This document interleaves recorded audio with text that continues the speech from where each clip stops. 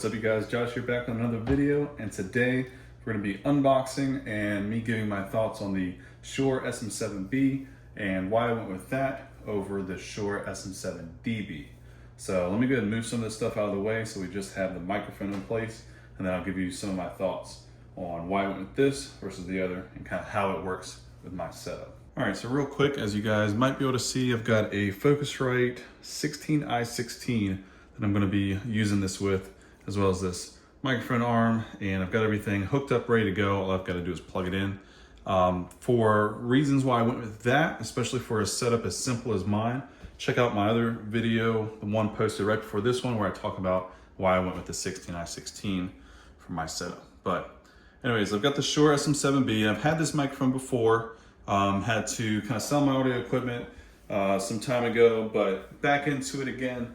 And I went with this, even though they came out with the SM7dB, because, well, let me explain. The SM7dB actually has what they call a Cloudlifter, or it's a microphone preamp built into the microphone itself. So the SM7dB is a little bit longer. It's got the Cloudlifter built in. I think it's plus 28 dBs or decibels of gain built into the mic. It does require a 48 volt power or phantom power to power the microphone. It's required. Otherwise, if you don't flip that on or you bypass that that dB gain, I think it's either 18 dBs or 28 dBs, it essentially works just like an SM7B. Now, today's market, it's actually cheaper to go with the SM7dB versus paying for an SM7B as well as a Cloudlifter. But for me, I did a whole lot of research, days and days of just kind of researching and looking up different things as far as, do I go with this and a Cloudlifter, or do I go with the SM7dB? And after talking to a bunch of different people, musicians, recording artists, different folks like that, and getting their opinions, I landed on going with, of course, the SM7B and using the separate Cloudlifter, which gives you plus 25 dB.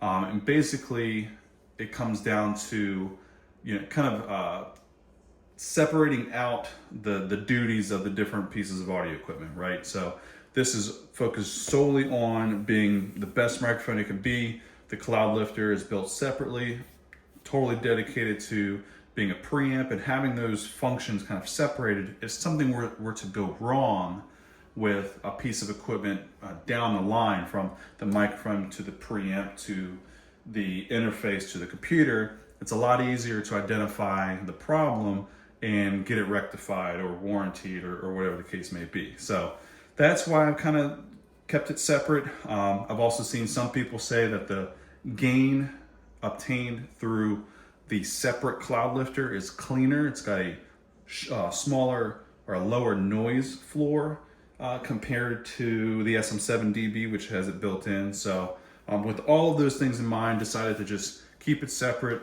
and go with this setup. So anyways, here's the box in case you were interested in, most of this video was just, here's my thoughts on why I went with this, similar to my 16i16 video, but that is essentially the purpose of the video. So now the remainder of it is, well, let's see what's in it. Get it opened up. Let's see what's in the box, rather. Get it opened up so you guys can see what you get if you purchase this for yourself. So anyways, here this is. I'm gonna pop the cover off. And you got a Shure sticker, some product safety, warranty information, talks about the microphone itself. If you pop this cover off, it looks like actually this is all one piece, highly recyclable, which is great. That top off, there we go. Now you've got this piece. I'm not really sure exactly why they provide this, but anyways, there's that.